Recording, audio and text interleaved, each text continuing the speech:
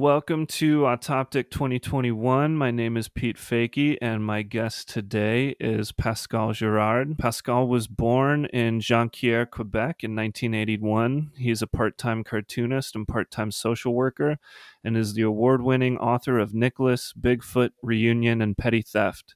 He lives in Montreal with his family. His new book, Rebecca and Lucy, in the Case of the Missing Neighbor, is out now from Drawn and Quarterly. The book takes a soft-boiled approach to hard-boiled detective fiction, weaving between slice-of-life vignettes of a new mother's maternity leave and tried-and-true genre tropes. Rebecca and Lucy tells the story of a missing home healthcare worker and the unlikely detective duo that take the case. Welcome, Pascal. How you doing? I'm good, thank you. I thought I was being clever when I wrote the soft-boiled approach there, and then I looked it up, and I guess that's actually a subgenre of crime fiction. Were you aware of that? I'm not sure, but you're not the first one who say that. I think I read Yeah, that. I think this one is maybe from the little research on subgenres I was doing the other day. This story is maybe somewhere in between what they call a cozy and a Yeah. soft-boiled story.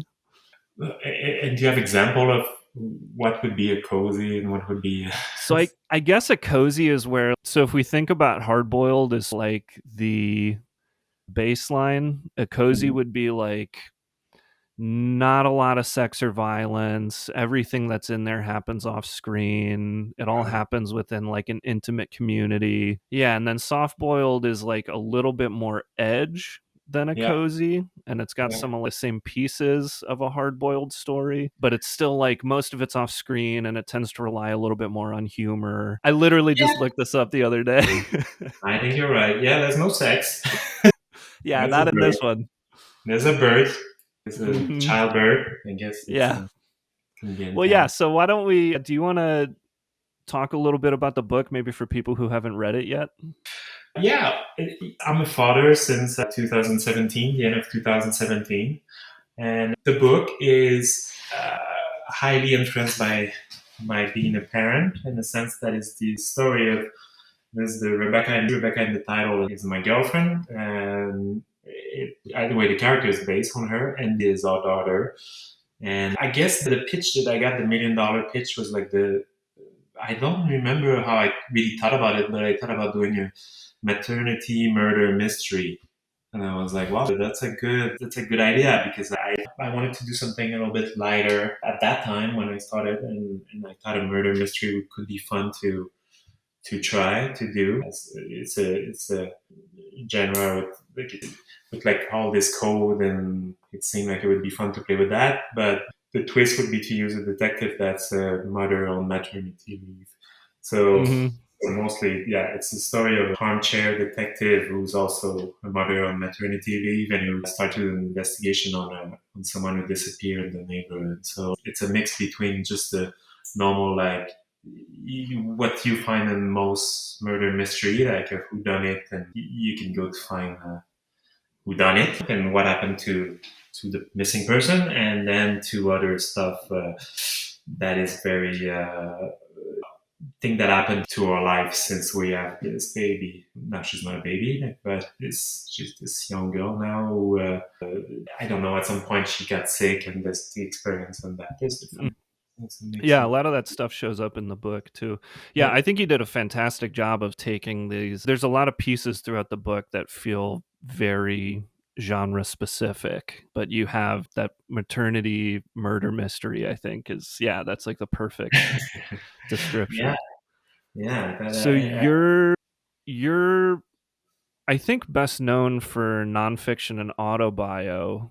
And Uh, you don't agree? it's not I don't agree. It's I did it only once, I think, fully. The with Nicholas? Yes, that's the only Sure. book that I would say. The other one are always like they would be in the same category where like I mix up a lot of fiction, and then yeah, at the end of the day they become their own thing, and it's I'm Mhm. pretty private. I'm more private than I read my Sure, book. sure. Yeah. But maybe Okay. those things into like myself. When I do the book, and then you work the page and all that, and at the end it's like what is true or not. It's always hard to untangle, I think.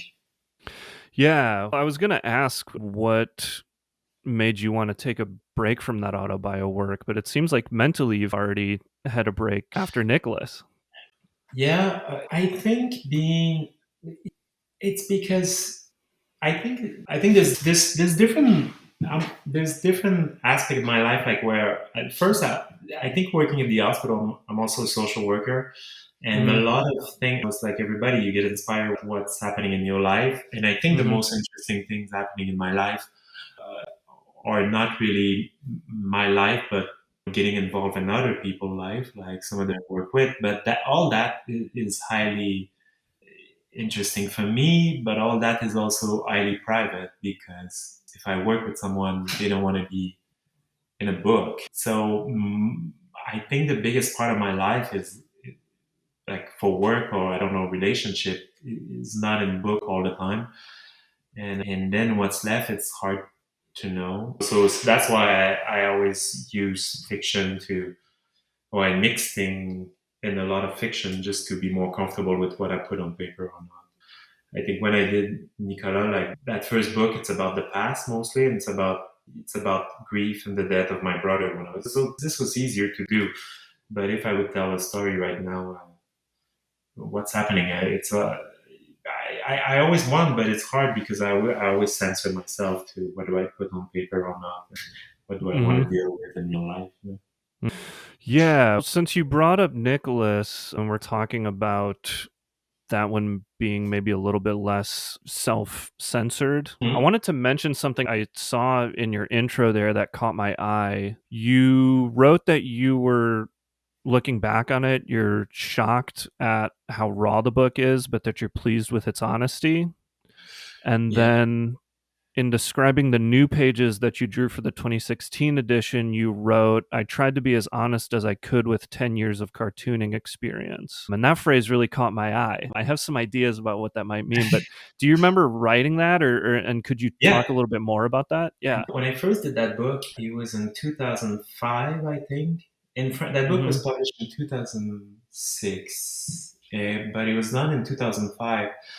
And I think I started drawing comic or consider comic in a more serious way in a sense of maybe that's what I will do, something I will do with my life.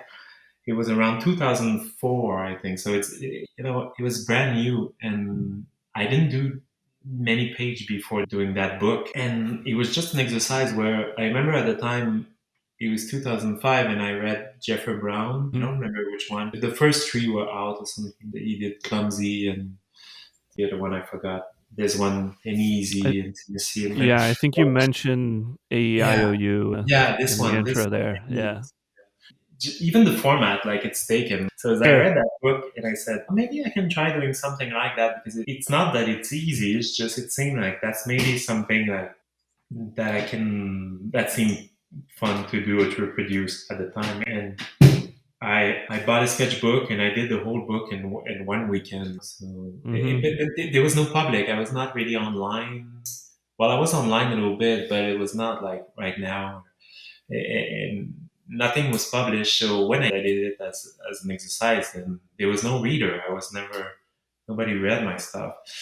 So that's why I wrote that. So I never got published, and it was not to be published. It was an exercise, and I gave it to a friend to read, and he was a publisher at the time, and he said, "Let's publish it." And that's wow, that's easy. That's how it worked. You can do that in a Yeah, it worked weekend. out pretty good. Yeah, but that's the only time that it's happened. But at the same time, everything I put in there was not supposed to be. There was no second guess. I just did it and like. But when I say it's personal, it's because there's thing where like I talk about, and it's still very private because there's a lot Mm-hmm. of. It's just little vignette, and I don't Mm-hmm. tell everything. But there's some stuff that can be pretty heavy about. Those are image, but almost like suicidal ideation and things like that. I was like, I Mm-hmm. don't know. So I tried to Mm-hmm. do the same thing when I did the new edition. I did uh, a new chapter.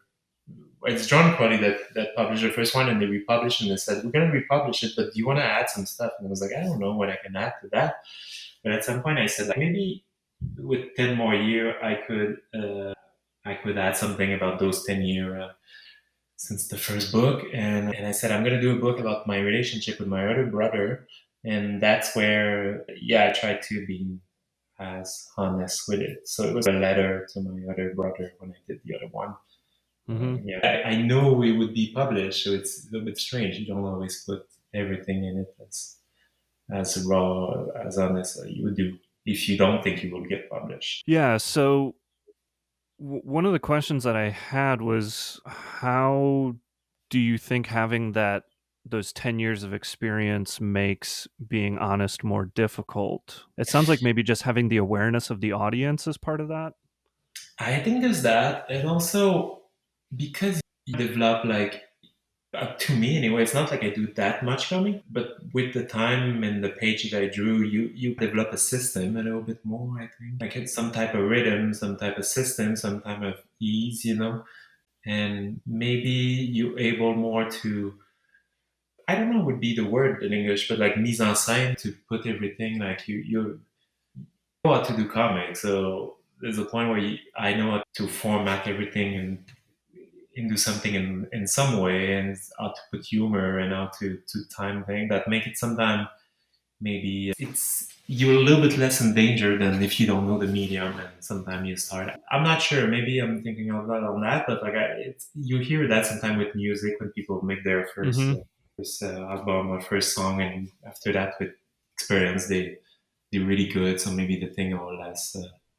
They're not less authentic. I guess they're different than a than a newcomer to the medium.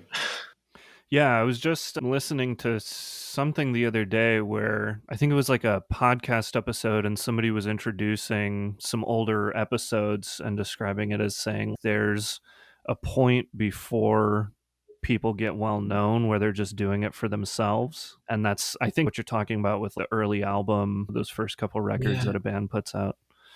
You can compare to what you did before. So is it worth it? Should I? It's not like my book. Or I think I got reader, and it's not like they sell that much. I don't have that pressure. It's not even about money. It's more about I don't know. After publishing a few books, I'm thinking, do I want to publish this or not? Like I'm not as excited as I'm excited, but not as excited as when I first started. And Yeah, it starts to you know, become a little bit more every day after you've got a few books out there. This is just yeah, part of your life now, right? yes. Especially this year when there's not even book launch and thing. Like Hmm. even if I'm that excited, I'm excited in my home.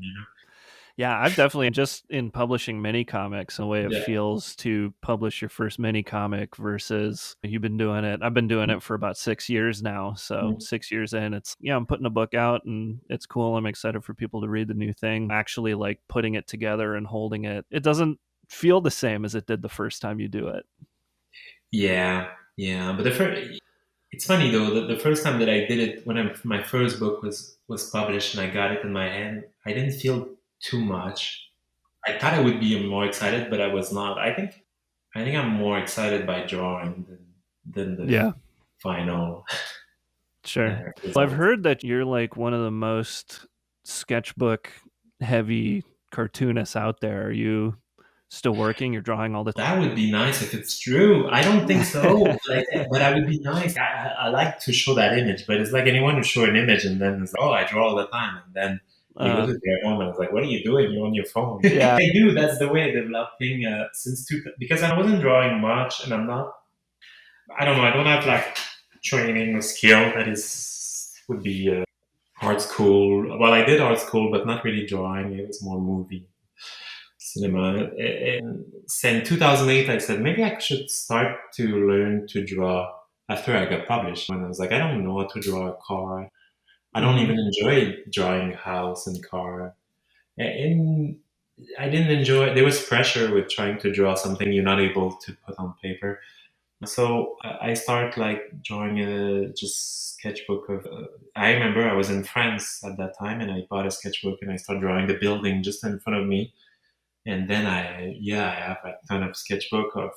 Now it's mostly people in the subway. Depend of the period of my life, but I just draw. Yeah, I do. Yeah, I do. But it's never from imagination, and it's always like what I see in front of me in general. Yeah, the thing that I'm happy with that, first I like it, and sometimes it almost become my main. In my head, it's almost what I do more than comics sometimes. But also it developed. It developed. If I look at the drawing from 2006 and to now, it's not that I'm satisfied or I love the drawing, but I love the, the progress or the difference. So I would say the journey, but it's not really a journey. But I was Sure, like, sure. wow, if I draw like 40 more year, I don't know. If I draw like 30, 40 more year, maybe it would go somewhere. I don't Yeah. know. I do that all the time too. I'm always like, I'll finish a book and then I'll Mm. say to my partner, man, I can't wait until I've been doing this like 15, 20 years and then I'm going to be making some really good comics. Yeah. Yeah. Well, yeah, that's hopeful. I guess there's some type of just getting pleasure in the work more than getting pleasure in the result. Sure. I think you need that with comics, right? It's a very labor intensive practice. Yeah, and also if you just do it for the what you get, there's not really a lot of money involved with it, Yeah. and there's not a Yeah. lot of. So you have to do it for the love of just doing it too a little bit. If not, I think people will quit. Well, I'm sure. Yeah, we're the Autoptic Festival is all volunteer run too, so that's just Yeah, another layer of you got to love what you do. yeah, it's Um labor of passion. So coming back to what we were talking about a minute ago with honesty and as you develop how your relationship to that changed. Mhm. In reading the new Rebecca and Lucy, I was really struck by how real some of those quieter moments felt, especially some of the pages in the beginning when it's just the two of them around the house. And I'm wondering if having this experience and this process makes a certain kind of honesty more difficult in autobio, do you think that same experience would make honesty easier in fiction? Or do you Um, not even see those moments as fiction? They seem pretty pulled from your life. yeah, they are. It's a. I know. I think. Wow, that's. I'm not sure. I'm not sure because I know that the moment with all the maternity moment, like the moment between the character of the mother and I guess my girlfriend. It's all mixed up now. It's hard to know who's who. It's not really her, but it's her.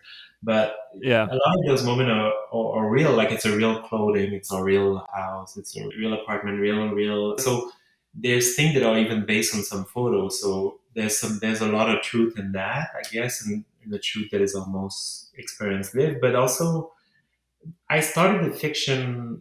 It's been a few years now, and the one book that I it was pretty heavy on a lot of subjects that are also a lot of stuff is based on real life or experience or relationship, and there's some thing that could be more honest than that too, where you can have two characters that talk about something that's maybe easier to do if you do it with fiction character than if you use the real person that it would be or the Hmm. real conversation that it would be based on a little bit. So I'm not sure. I don't know.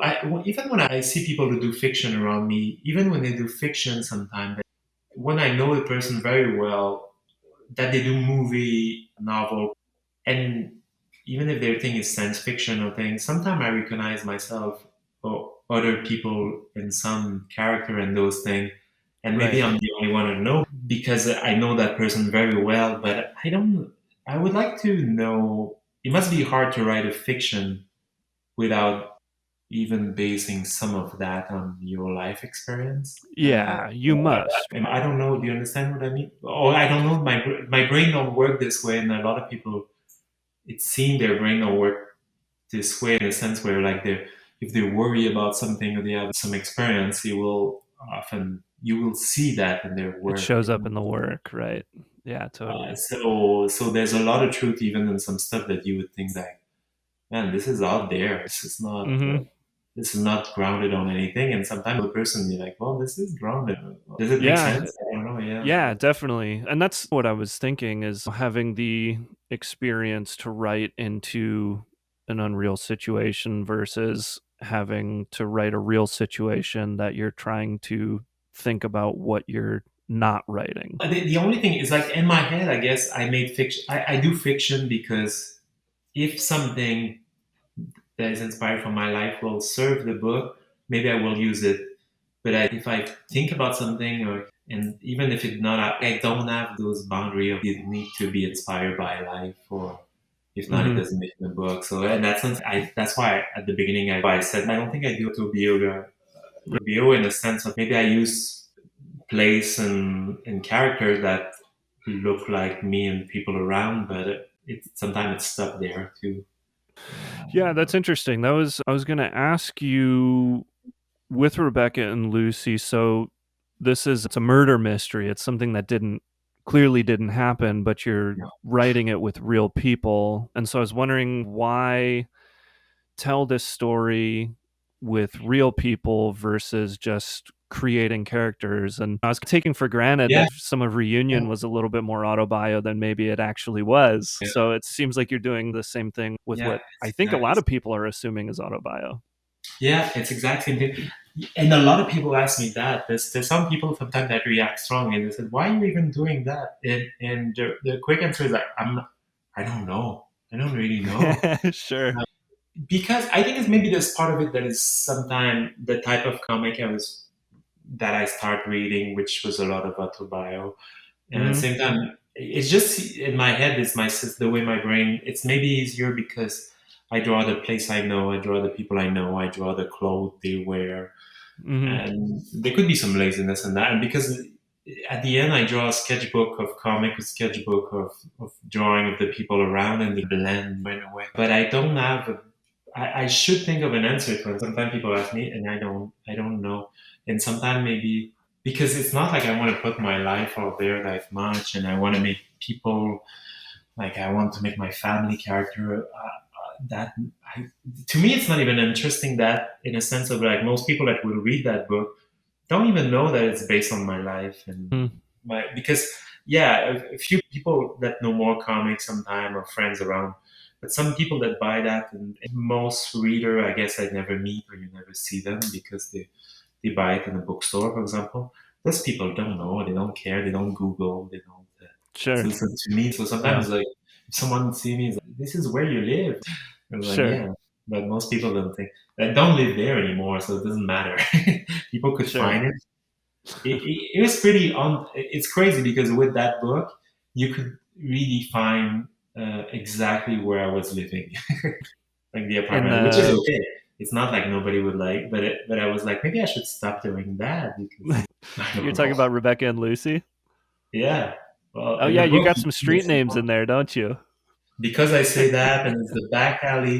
And it was like, if you go in that street, the back alley, and I draw the thing, you can know exactly the apartment. We do a Rebecca and Lucy tours around the city. You can't. Yeah, there's one map of that, and you can do the tour. It's funny. It's a Google map, and they did that with the bookstore, like which is in the neighborhood, and you can really do the map. That popped into my head when you were mentioning it when you're drawing all the time. It's always from life. Yeah, there seems to be a connection there. It's just what's in front of you. Yeah, so I guess I start doing that, but again, yeah, I was trying to do fiction, and this is not. But if you know my life, some house and some from my family and other people, and like Hmm. this is that. Maybe I don't know how to invent a house, or I would like sometimes to be a cartoonist, like people who everything come from the drawing and from imagination. Even because I don't draw a ton of stuff from my life, but if I'm Mm, like inventing a house, like I needed to draw a suburb the other day, and I was yeah, just reading a biography of Basil Wolverton. yeah, So I just drew his house because yeah. I was just reading it and it was like a stereotypical suburban house. So I just drew that and I drew that house over and over again. But you draw So the house from the outside or from the inside? outside, it was just from the photo in the Okay, book. but say, for example, here's the question where Uh huh. I ask you a question if you don't mind. Yeah, yeah, If you draw it from different angle, but maybe that's the story sure. I'm doing, you would have to think about how the house is made sometime almost. And I don't have that brain to imagine the living room will be there. And Mhm. yeah, I stopped drawing floor plans because they got in the way for me. And so what I you, do is I just have this is a comic book. Nobody yeah, is going to actually see a camera move through this space. yeah, So as long as you have some level of consistency, people are just going to fill it in their brain anyway. Yeah. So I really don't worry about it too much. I pick like a handful of angles and I know what those angles are going to look like and I'll Yeah. just use those. Yeah, that I think I do that a little bit sometimes. It's just, and I don't never did floor plan, but in my head it's always like I'm gonna use my grandmother's house the way it's just Definitely, because just I to help. know that the kitchen is next to the. It's a strange thing, but when you draw a comic, sometimes you get lost in those things, and it doesn't Yeah. matter, like you said. Yeah. You got to keep it straight in your own head, right? But maybe it's the way everybody have a different method to draw a comic, and sometimes maybe there's some, like you said, like there's some frame, or like for some people they don't have to, but some of the time, you have to think, oh wait, is that a window in the back that I drew? Oh man, I'll take windows in and out as long as they're not next to each other in the same panel. If it's 20 pages before, that window can be gone 20 pages later. Nobody's That's good. gonna care. Yeah, no, you're right. Maybe you see, you're wiser. You said that it's been Well, 6 years. but for me, some of that is also just like having fun with the artifice of comics and the medium. And No, you're right. you look at comics from like the 40s and 50s when people were drawing so fast that stuff like Yeah, that happened all the time on accident. I love yeah. that stuff. So you're talking about fictionalizing yourself for some of your other books and then doing that for other people in your life. Did that process feel very different, or is it you have your methods? You mean for the last book? Yeah, Or so when you're writing a fictionalized version yeah. of Rebecca and Lucy versus a fictionalized version of yourself, is there like a different decision-making process? Not really. I think when I was doing the one where it was more where I was the main character, that character was almost. I think it was like it's not really me. It was a character that's very obnoxious. But I can be, but like really more anxious is more. I'm not that anxious, and so I think it was taking a little bit more too much place. Some of those character traits, and doing a book with a new like a character that's different than me, and some of the traits are based really on the real Rebecca, but it was there was that difference where at least I didn't have this character that's almost too much, and that the other Sure.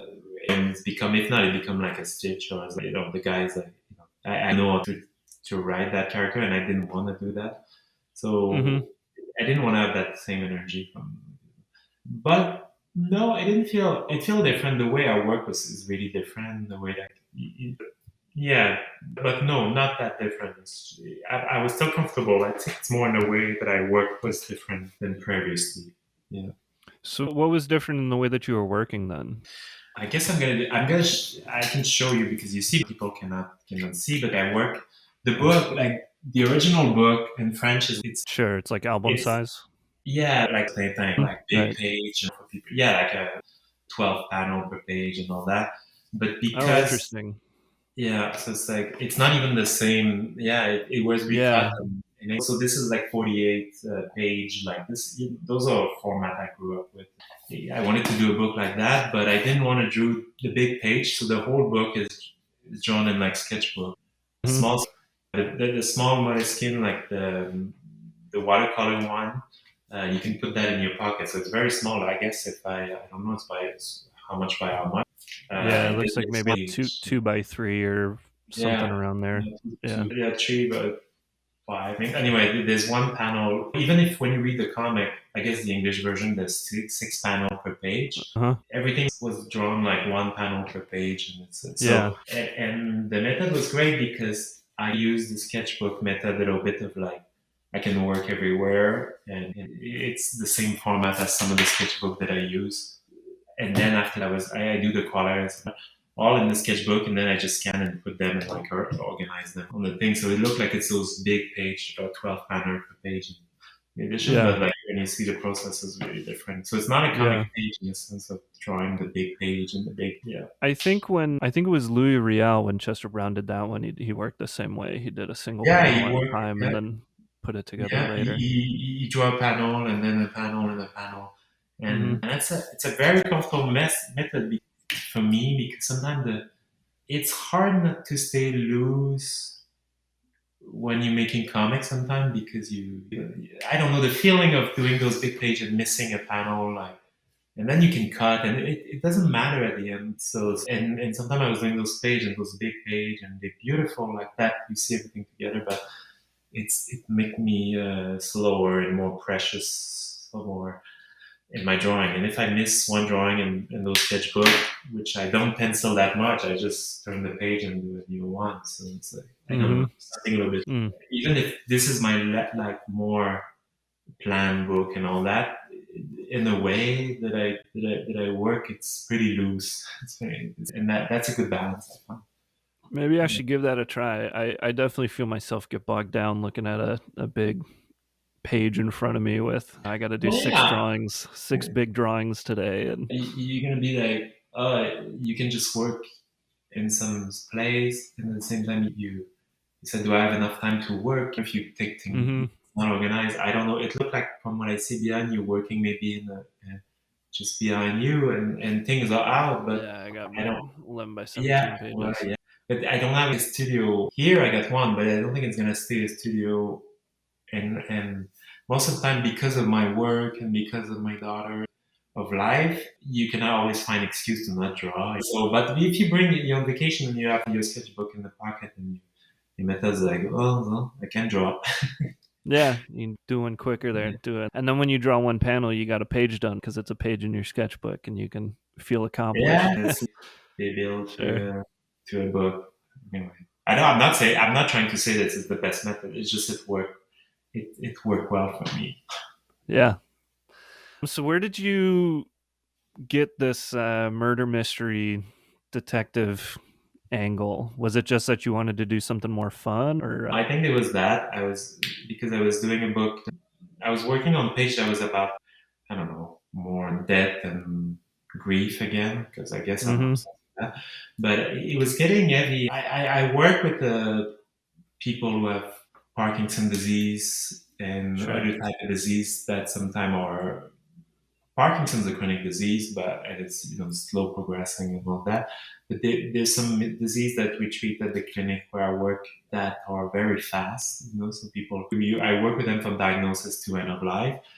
So there was that. The work can be heavy, and at the same time, I had a daughter, so it was like she's full of life, and it was this balance. And I guess I just wanted to have something lighter to try to tip not too much and just being all dark in the work too, for myself. And I thought, and I didn't want to do a parent book or a thing. It didn't really interest me, but at the same time, I was like, oh, this is an important life experience. So sometimes it's hard not to be inspired. So I guess it was I found the angle at some point. And again, even if I'm not a little bit ashamed, but when I'm drawing, I'm listening to podcasts sometime, and I don't know, I listened to a lot of true crime at the time. Sure. And I guess you get that, and you're like, oh, maybe. No judgment. I listen to a ton of it too. There's so many people that listen to it, and you could see because it's always like number one in the podcast thing. Sometimes when there's a new, there's some are very bad. I don't know what to think about that sometimes, but that's why I did a fiction. Is I'm comfortable with that. It's the fun of that. Those are real stories, so you don't know. Yeah, I'm kind of. It's funny how we look at murder mystery as like a fun light story, and it's revolving around a death. Yeah, it's who done it and thing, but it's like when it's but it's fun. It's fun because it's to do a narrative. This is so it's not it's so easy to have a strong. It doesn't mean you can do them badly or thing, and that's not a judgment on my book that if I did it well or not. But it's so easy. Sometimes when I was doing book, it's hard to ground and know where to go. But with a book like that, there's only one way to go. But you could do story well. It goes other way. But if you do like traditionally like a murder mystery, hopefully you solve the mystery at the end or you get close to it, and so that's easy. It drives the story. So are you looking more at true crime when you're doing this, or are you a big detective fan as well, like the fictionalized story? I am No, I don't think I'm a big fan in a sense of like I read some, and when I read some, I like them. I don't really watch a lot of movie. I don't, so not really, but mostly I like the one that is not too. I wanted to have the feeling of a Colombo or thing like that. Sure. Something that is not like you said, some are fun because some of them they get pretty dark, you know. So I wanted Sure. to keep it not too dark. It's true. You can because yeah, true crime. Sometimes you listen to some stuff and it's so depressing sometimes. It's like, why am I having fun with that? You know? I think we've all had those moments of like, why am I enjoying this so much? It's popular in like a maybe a more socially acceptable way right now, but you can look at any time there was like a huge crime, there's always like crowds of people gathered who are like dying to find out what's going on. People just want Yeah, to know. yeah, yeah. You're right. You're right. Were you studying detective stories for this book, or were you just using the narrative devices that we solve the murder and just working from there? No, I'm not good to. I really trust my instinct on thing in the sense Hmm. of for better or for worse. I improvise a lot on that. I know where I was going. I made like a sort of bone like backbone of the story, and I improvise around. So I don't write at first. I lay out the whole story for this one, and I start drawing right away. And as you write, yeah, it's never really improvisation, so because you can take a year to do a book, so you don't improvise that much in the sense that you Yeah, right. think about it. It's always strange when people say this whole comic.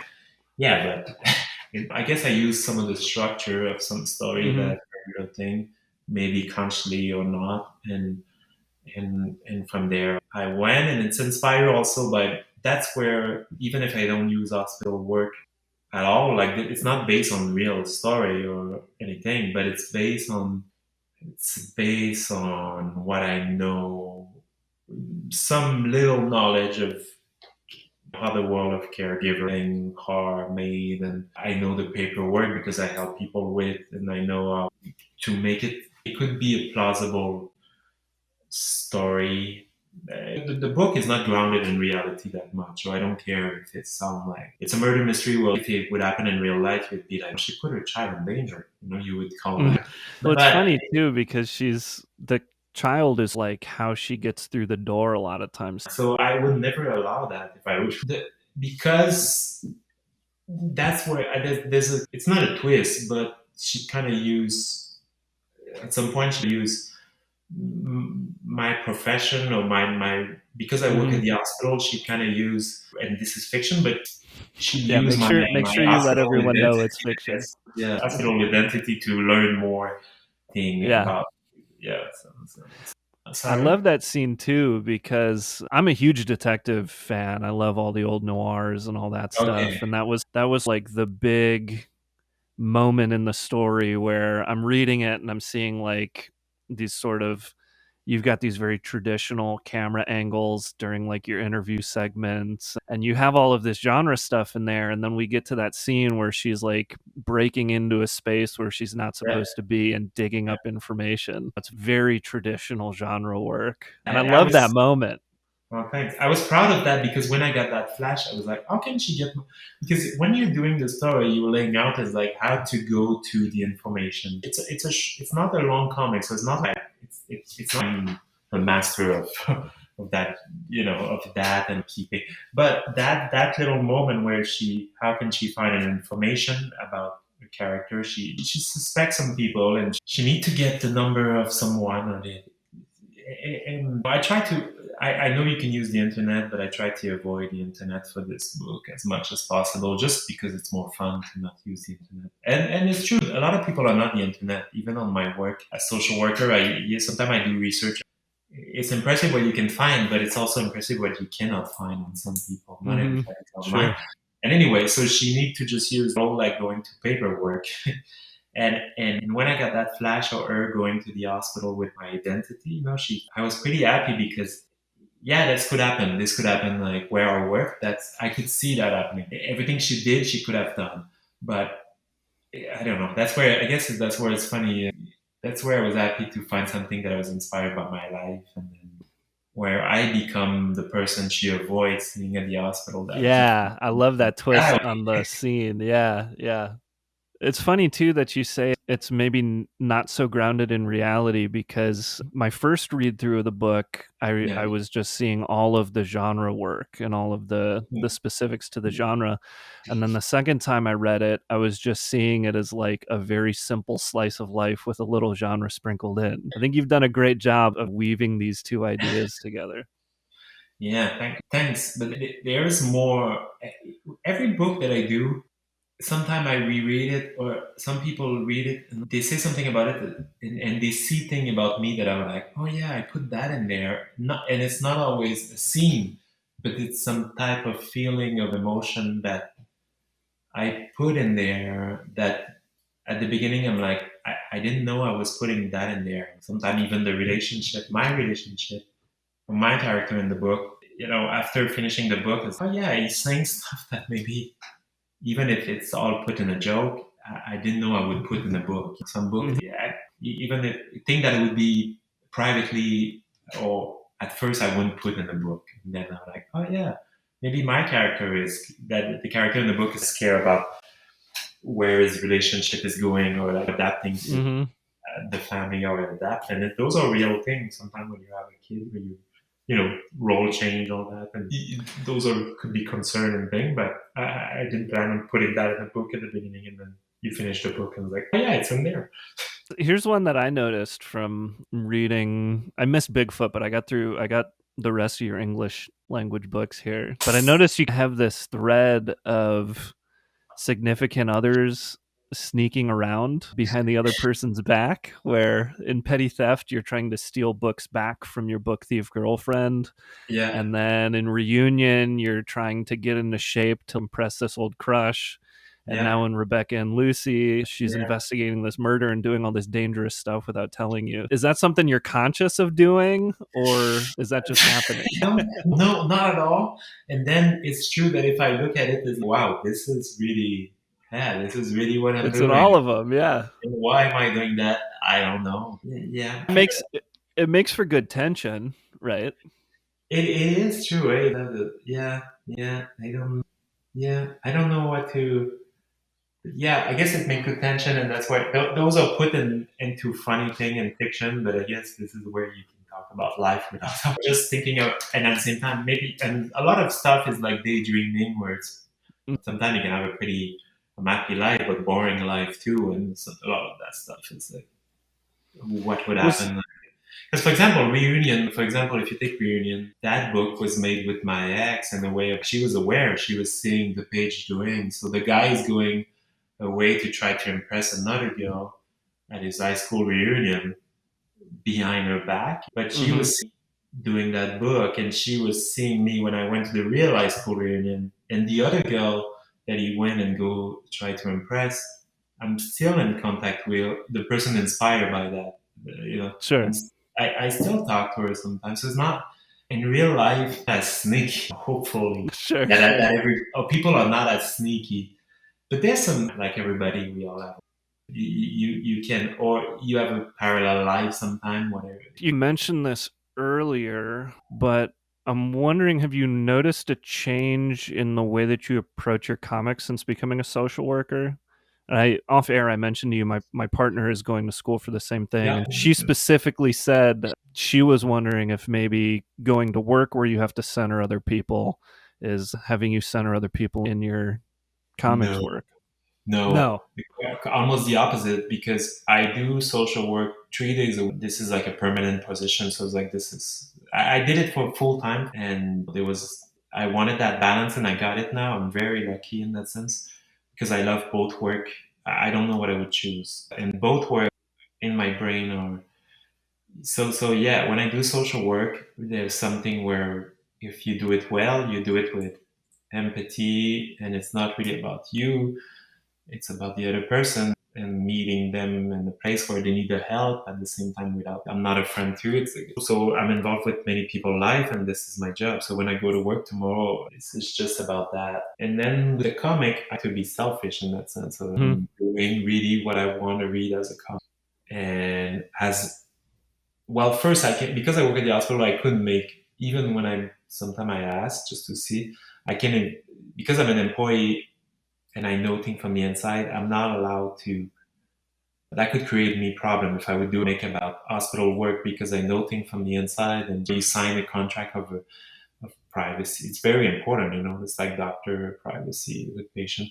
So I try to keep those very, very separate. And in that sense where like I work, I'm very selfish. My comic are very center my life. So no, I don't think it changed so much. The only thing that it changed that I noticed, I have an idea. I work a lot with caregivers. I work with people with disease, so there's a lot of loss of autonomy, and Mm-hmm. so I work with the patient, but I work sometimes more or if not the same amount with the caregiver. And I really that I think I want to do a book. I don't know which about caregiving because yeah, it's just impressive how it's something that is in my daily life. I guess I'm always in contact with caregiver, and it's something you don't. It's not that it's shameful, but you don't see that too much on television. Or Yeah. caregiver they cut their. In general, you lose some friend, you keep the good one, and the people. But it's isolate, and at the same time, you don't see that in fiction. You don't see that. Yeah. Well, you see it sometimes, but it's rare, And but the real nitty gritty of being a caregiver, you don't. You it's not really. I don't know why. Maybe it's scary. It's scary. It's scary for most people, and you don't see that. And that I would like to do something with that at some Yeah. point. That would be fiction, and not, but based on all those experience a little bit. Yeah. Because there's things that come back, and there's emotion, and there's things that come back in general with caregiving. That now that I see how hundreds of them, not thousand, 100 to 1,000 of them, and maybe I got like a knife for thing that's well, that's inspiring me a little bit to get out of myself. I'm not a caregiver, so I don't. Mm-hmm. That would be out of myself too. So I guess that would be the answer for that.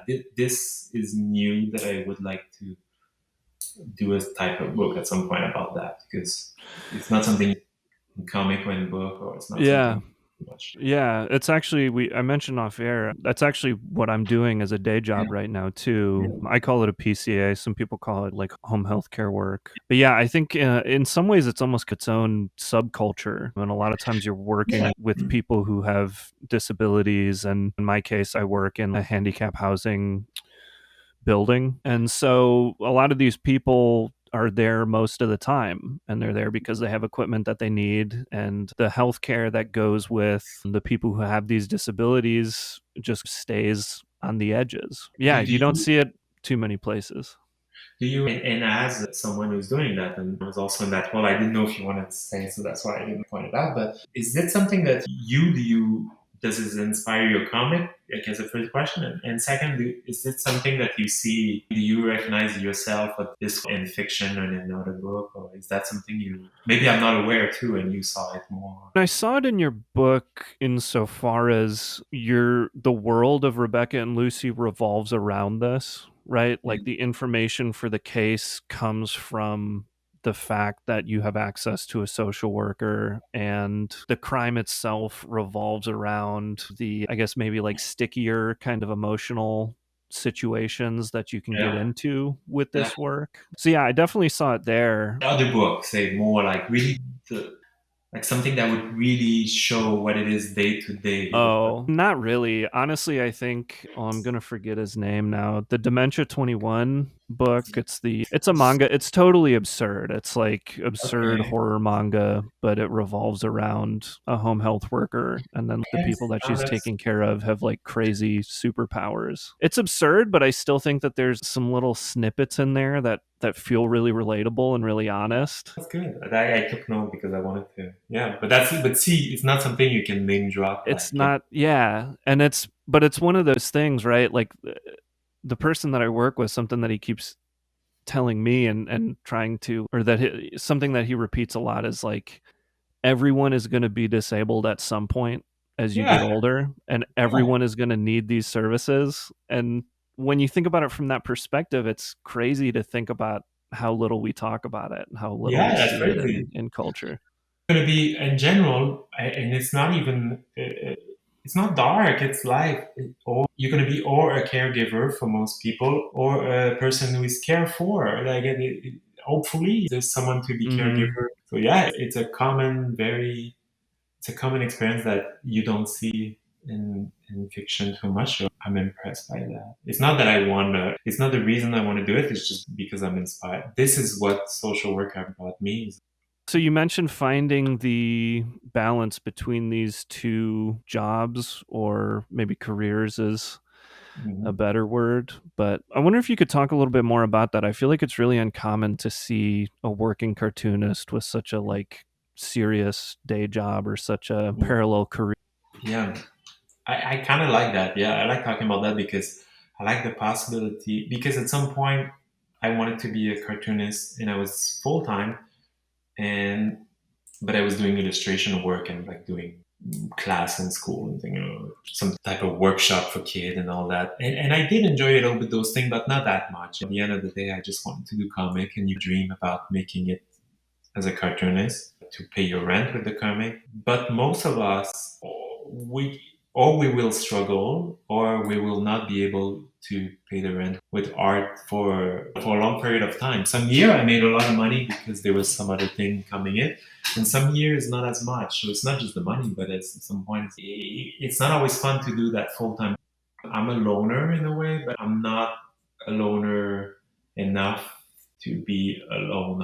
I'm Yeah. not a loner who like to be alone. So, and I notice I'm not the only one. There's a lot of cartoonists like you can have depressive. Sometimes there's depression and depressive symptom, and sometimes I think those can be sometime. And for me, it was a lot fueled by being too much alone in my head or in my work. And I think the best decision was to, because I went back to school to do the social work, and I was lucky. But and at the beginning, I felt a bit like a failure because I'm like, I'm not gonna make it now. It's done. And at some point, I was okay with that.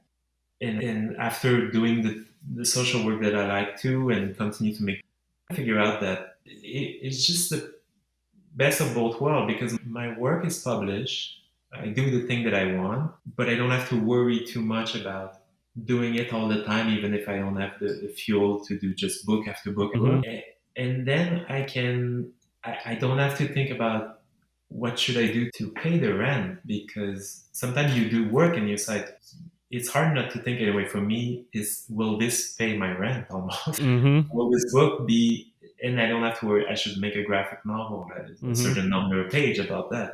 And so sometimes it can be hard to work when you worry too much doing about how do you pay your grocery. Right. So anyway, all that it's just for me was the best decision because it was just I have, but I'm lucky. I got a work that I like too. I know some people they have a work that they don't always like, but I like to show that you can be professionally, I guess it's professionally published, but still have do something else that you enjoy and do. And, I don't know. To me, it's and after that because a lot of people have other job and sometimes it's shameful. So I like to say it out loud just to. I guess it's possible. And even at the hospital, a lot of people are burned out when they do that full time.